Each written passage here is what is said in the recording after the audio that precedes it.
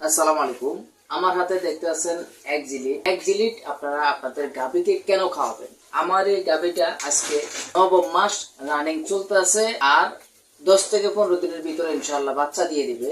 একজিলিটের মূল কাজ হচ্ছে বাচ্চা যখন ডেলিভারি হবে তখন যাতে গাভীর কষ্ট না হয়, গাভী যাতে সুন্দরভাবে বাচ্চাটা ডেলিভারি করতে পারে। আমরা অনেকে একটা ভুল করি, গাভীকে আমরা শেষ মাসে আমরা নরমাল ডেলিভারির জন্য মেডিসিনটা দরকার, ওই মেডিসিনটা আমরা খাওয়াই না খাওয়ানোর কারণে কি সমস্যা হইতেছে, আমাদের গাভীর ম্যাস্টাইটিস হয়ে যাইতেছে বাচ্চা দেওয়ার পরে বা বাচ্চা দেওয়ার আগে। গাভীর জ্বরে বের হয়ে যাচ্ছে, বাচ্চা যখন বের হইতেছে অনেক কষ্ট করে বাচ্চা বের হইতেছে, অনেক সময় জ্বরের মুখটা ছিঁড়ে যায়।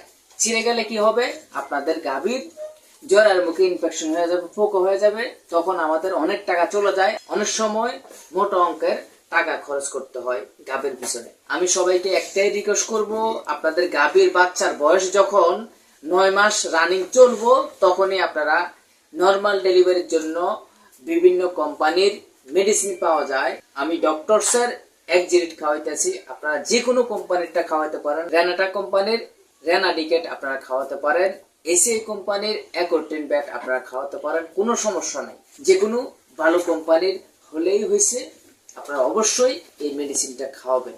এটা খাওয়ানোর নিয়ম হচ্ছে 100 গ্রাম করে দৈনিক একবার আপনারা আপনাদের গাভীকে খাওয়াবেন। গাভী সুস্থ থাকবে, গাভীর বাচ্চা সুস্থভাবে ডেলিভারি হবে। সবাই আমার জন্য দোয়া করবেন। সবাই ভালো থাকবেন, সুস্থ থাকবেন। আল্লাহ হাফেজ।